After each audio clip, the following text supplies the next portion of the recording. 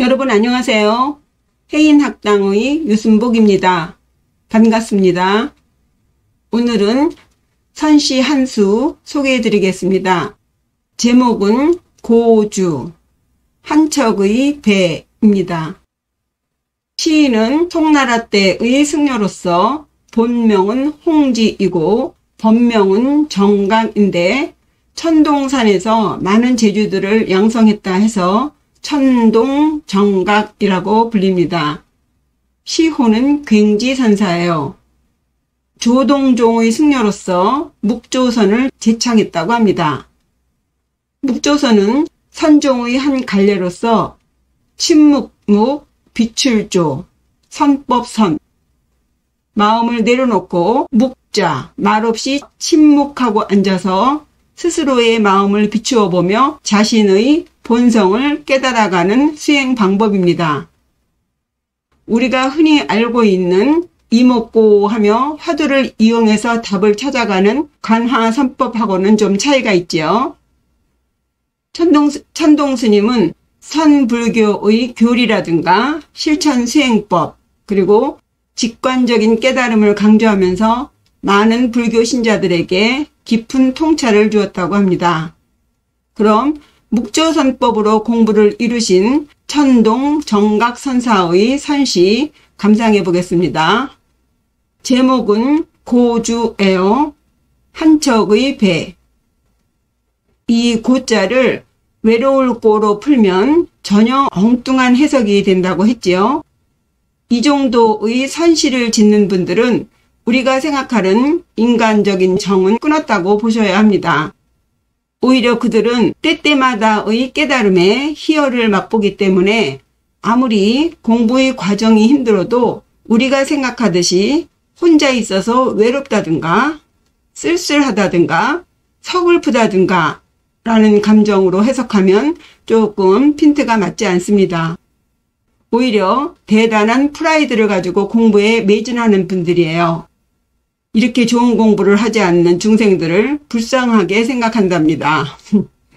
예. 시의 형식은 보시다시피 앞의 두 여는 5자로 되어 있고요. 뒤의 두 여는 7자로 되어 있죠. 따라서 5원 유시라든가 7원 유시가 아닌 수행자들의 깨달음을 표현한 선시라고 분류합니다. 첫 번째 여는 머리, 두 번째는 턱, 세 번째는 목, 네 번째는 꼬리 이렇게 4개의 연으로 되어 있죠. 먼저 내용 읽어보죠. 지혜로운 노인이 어두움 속에서 키를 돌려 한밤중에 한척 배의 뱃머리를 돌리니 양 강둑의 갈대꽃은 눈처럼 보이지만 온 강에 피어나는 물 한 개가 근심스럽구나. 바람의 힘이 돛대를 밀어 노젓지 않아도 가니 자연의 소리로 달을 불러 창주로 내려간다. 예, 참 표현이 기가 막힙니다. 도대체 뭔 소리인지 첫 연부터 살펴보시겠습니다. 삼노 암전다. 고주 야회두. 지혜로운 노인이 어둠 속에서 배의 키를 돌려 밤에 한 척의 배의 뱃머리를 돌린다. 요 삼노 하면 석삼자 노인 노자에서 불가에서 스승과 제자의 덕목을 말하는 삼노사엄이라는 용어가 있어요. 삼노는 스승이 갖춰야 할 3가지의 노련한 덕목해서 나이가 들수록 지혜가 깊어지고 덕행이 뛰어나며 자비심이 풍부해진 이 3가지를 갖춘 스승이라는 의미의 삼노고요. 또 4가지 제자가 지켜야 할 사엄은 진리와 올바른 행동, 청정한 마음, 법식에 엄격해야 한다는 덕목입니다. 여기서 시인은 첫 시호로 삼노를 주어라고 함으로써 자신의 수행의 깊이와 경험, 경지를 말해주고 있죠. 다음에 암, 시간적으로 밤이겠죠. 그런데 이것은 선시이니까 마음의 어둠, 무명, 무지, 즉 깨달음 이전의 상태를 나타냅니다. 삼노 정도가 되면 꽤 지혜로운 사람이지만 이 공부라는 것은 끝이 없지요. 때문에 그 각각의 그 상태에서 그 위의 상대의 의미로 어두움을 말한 거예요. 비록 삼노이긴 하지만 아직도 어두운 무명의 단계를 벗어나지 못하고 있음을 고백하는 거죠. 전다, 구를 전, 배의 키, 다입니다. 구를 전 하면은 뭔가 변화한다든가 돌아간다든가의 의미겠지요. 그리고 요 이자는요, 원래 피나무 이자인데 여기에서는 배의 키를 의미하는 다입니다. 배의 방향을 조정하는 도구로서 배가 안전하고 정확하게 항해할 수 있도록 조정하는 부분이죠. 인생의 방향을 조정해주는 도구라고도 볼 수 있겠습니다.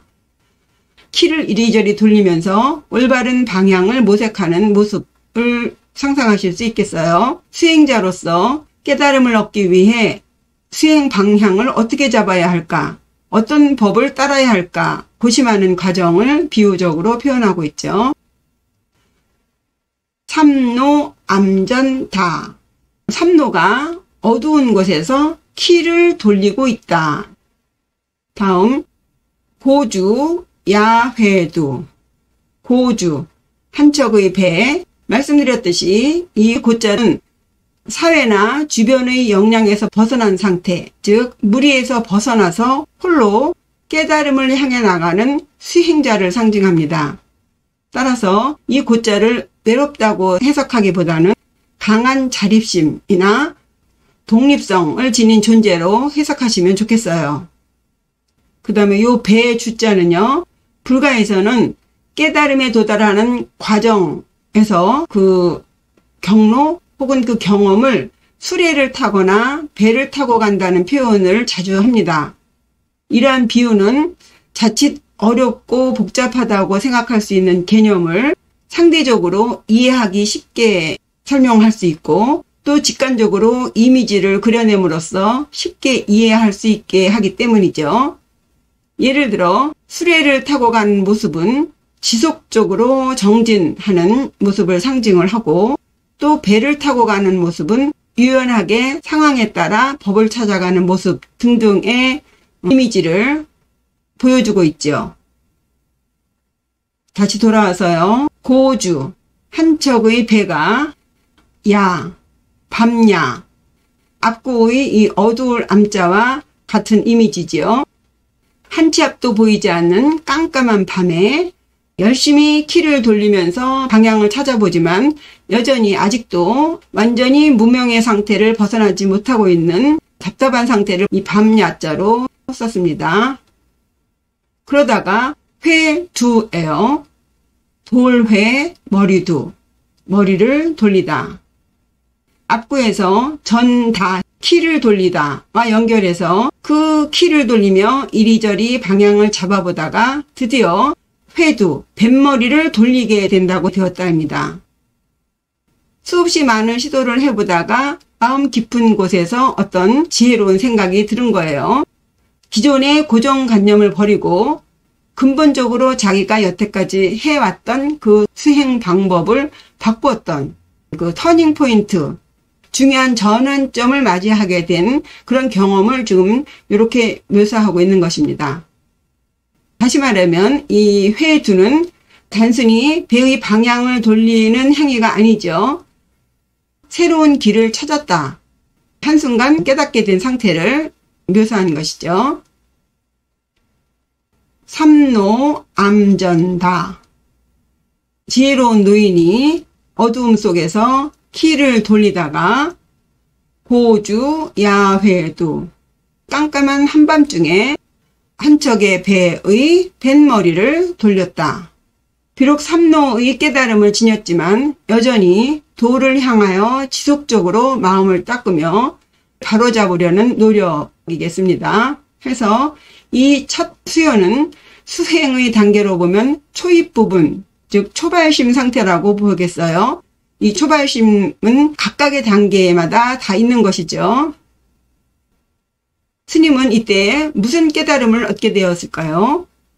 아마도 법을 만나지 못해서 고심하던 중에 스승 홍기의 법인 묵조선법을 만나게 되었을 당시를 이렇게 설명하고 있는 것 같아요. 명심보감 정기편에 자허원군 성유신문의 내용이 있는데요. 원군은 여자 도사를 칭하는 단어예요.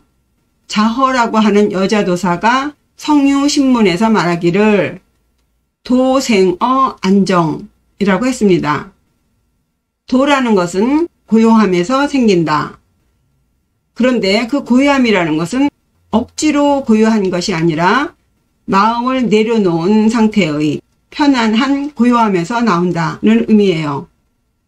이것이 명상의 묘미겠습니다만 이렇게 스님은 여러 방편을 시도한 끝에 묵조선의 핵심을 알게 되어 아, 이거구나 하고 수도의 방법을 180도 바꿨다는 거예요. 이렇게 첫 연은 초심자가 첫 번째로 맞닥뜨리는 내적인 자기 성찰을 통해서 방법을 찾아가는 과정을 설명하고 있습니다. 네, 그럼 이제 스님이 묵조선법으로 수행을 하시겠죠.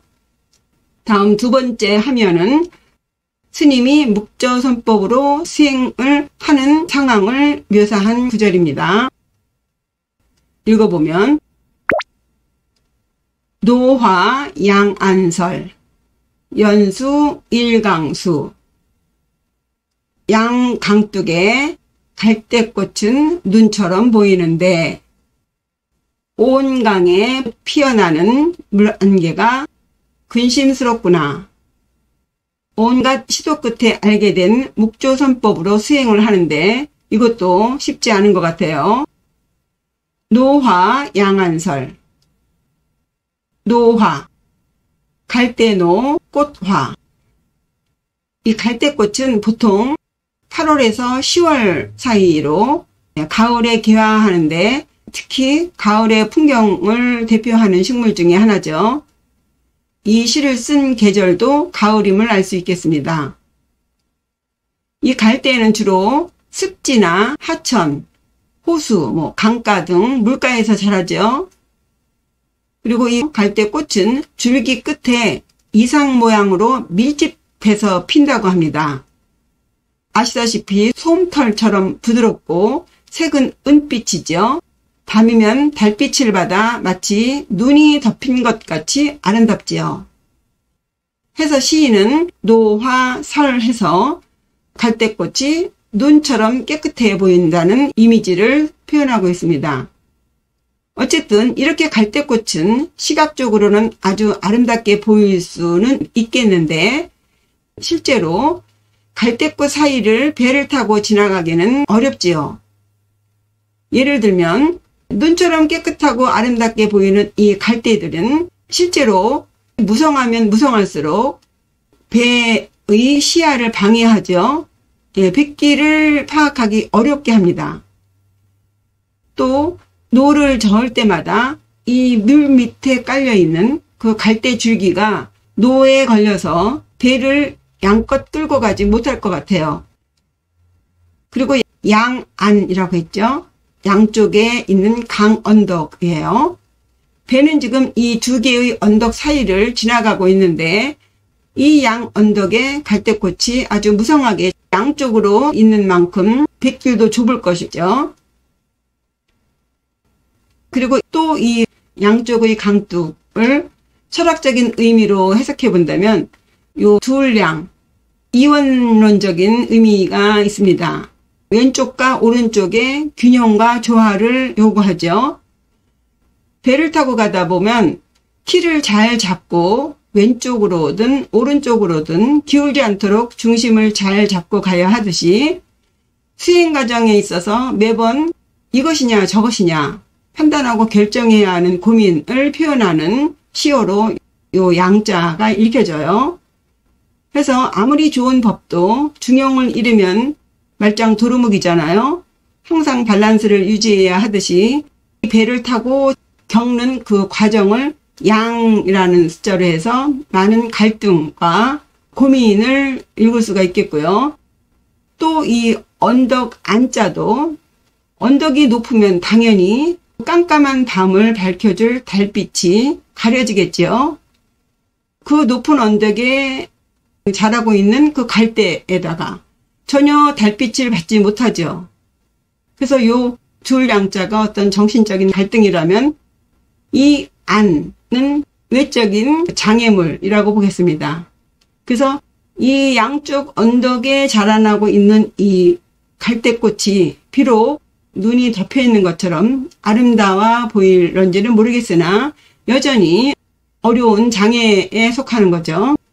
정말 아름답고 맑고 깨끗하고 참 좋긴 한데 영 앞이 보이지 않는 깜깜한 정말 답답한 심정이겠죠. 게다가 이뿐만이 아니죠. 연수 일강수 온 강에 물 한 개가 피어나니 근심스럽구나. 연수, 안개연, 물수, 물 한 개죠. 이 물 한 개 또한 갈대꽃만큼 아름다운 자연 풍경 중 하나지만 실제로는 시야를 흐릿하게 하기 때문에 한 치 앞도 보이지 않는 어떤 불확실한 상황, 예측 불가능한 미래 이런 것을 표현할 때거나 또 혹은 마음을 혼란스럽게 하고 불안하게 하는 요소로도 사용하는 시어예요. 그러한 물 한 개가 일강, 하나 일강강인데 여기서 일자는요 하나라는 의미보다 온통, all이에요.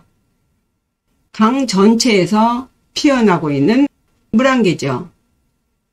더더군다나 안개가 짙게 끼어 있을 경우에는 전혀 시야가 확보되지 않아서 배를 조종하는데 아주 치명적인 어려움이 있겠죠. 항로를 정확하게 파악하기 어려워서 방향 감각도 잃게 될 수 있고 그러다 보면 전혀 예상치 못한 위험에 직면할 수 있습니다. 그리고 또 물속에 있는 장애물이나 암초 같은 것도 발견하지 못하게 돼서 자초할 위험도 높겠죠. 이처럼 시인은 수행 중에 만나게 되는 방해물들, 말하자면 마구니들을 이 앞구에서는 노화, 갈대꽃으로, 뒷구에서는 연수, 물 한 개로 표현하고 있습니다. 갈대밭이 눈처럼 덮인 것이 아름답고 온 강에 물 한 개가 피어나니 얼마나 아름답습니까? 그러나 그런 것들은 실제로 물의 흐름도 깊이도 파악할 수 없게 하고 나아가 어디로 가야 할지 방향도 잃게 하고 배는 뒤뚱거리고 그러니 근심스러울 수, 근심스럽다입니다. 기본적으로 번뇌와 집착도 버려야 한다는 부담감, 외부로부터 오는 사회적인 압력, 세상의 유혹, 그럼으로써 오는 우울함, 불안감, 외로움 등등 수행 중에 느끼는 시련을 정서적인 글자로 수, 근심스럽다고 표현하고 있어요. 이런 감정들을 하나씩 벗어가는 과정에서 점점 더 깊은 깨달음으로 향해 나아갈 수 있겠죠. 이처럼 두 번째 하면은 수행의 심화 단계에서 스님이 기꺼이 감내해야 했던 마음의 혼란, 갈등, 그리고 그 외적인 시련 같은 것을 읊고 있습니다. 이제 이러한 쓰디쓴 시련의 시간이 지나면 달고나 열매를 먹을 때가 오겠죠. 노화 양안설, 양강둑의 갈대꽃은 눈처럼 아름다워 보이는데 연수 일강수, 온 강에 피어나는 물 한 개가 근심스럽구나. 다음은 세 번째 경연입니다. 풍력, 부범, 행부도. 바람의 힘이 돛을 밀어 노를 젓지 않아도 배가 가네. 풍력, 바람풍, 힘력, 바람의 힘. 이 바람이라는 것은 끊임없이 변화하고 움직이는 것으로 상징되는 자연 현상이죠. 이것은 불가에서 말하는 모든 것은 항상 변하고 영원하지 않는다는 의미의 무상과 부합하는 시어예요. 그리고 바람은 어디든 자유롭게 움직이는 성질이 있죠. 이 또한 모든 번뇌와 집착으로부터 벗어나 완전 자유로워진 절대 자유의 개념과도 부합됩니다. 그리고 바람은 눈에 보이지 않지만 없다고 할 수도 없고 있다고 할 수도 없고, 그런 바람의 특성을 한마디로 말하면 공이죠. 따라서 풍력은 바로 공력이 되겠습니다. 그런 풍력이 부범, 돛을 도와서, 바람의 힘이 돛을 밀어서, 지금까지는 노 저을 때마다 갈대줄기가 끌어당겨서 앞으로 나아갈 수도 없었고 눈앞은 보이지 않고 걱정이 태산이었죠. 그런데 이제는 갑자기 바람이 불어옵니다. 즉 자연의 현상에 맡기면서 가니 바람의 힘이 돛을 밀어서 지금까지 겪은 많은 시련 속에서 자연의 이치를 깨달아 그 자연과 합일되는 경험을 하게 됨으로써 바람의 힘을 이용해 장애물을 극복하고 오히려 바람의 방향을 잘 이용하고 있는 그 모습이죠. 달리 말하면 수행자도 도대체 이렇게 해서 어느 세월에 공부를 이룰 수 있는지, 내가 이거 하는 거 맞는 건가 의심도 되고 걱정이 이만저만 아니었는데 지금까지 닦은 수행 공력으로 이전처럼 그렇게 힘겹게 노력하지 않아도 된답니다. 행부도, 갈행, 안일불, 노저울도, 부도, 노를 젓지 않아도 행가더라예요. 반전이지요. 여태까지 그렇게 어려웠지만 이제 어려운 일은 다 지나갔다입니다. 너무나 많이 해왔기 때문에 장자의 무위이 무불위, 굳이 뭘 하려고 의도하지 않아도 되지 않는 것이 없는, 저절로 그렇게 되는 경지가 돼서 이전처럼 그렇게 힘겹게 저항하지 않아도 나아간다는 것이에요. 이 상태를 표현한 노래가 윤극영님의 반달이에요. 돛대도 아니 달고 삿대도 없이 가기도 잘도 간다 서쪽 나라로입니다. 해서 이 세 번째 연은 연기의 법칙을 설명하는 것 같아요. 이것이 있음으로 해서 저것이 있고 저것이 있음으로 해서 이것이 있듯이 모든 것은 서로 연결되어 독립적으로 존재하지 않는다는 원리를 상징적으로 보여주는 것 같습니다. 이 안일불자는 그 뒤에 초성이 디귿이나 지읒으로 시작하면 부라고 있습니다. 그래서 행불도가 아니라 행부도예요. 풍력, 부범, 행부도. 바람의 힘이 돛을 밀어 노를 젓지 않아도 가니, 자연스럽게 점점 더 깊은 공부로 나아가니. 마지막 결론 네 번째 미연입니다. 적성환월 하창주.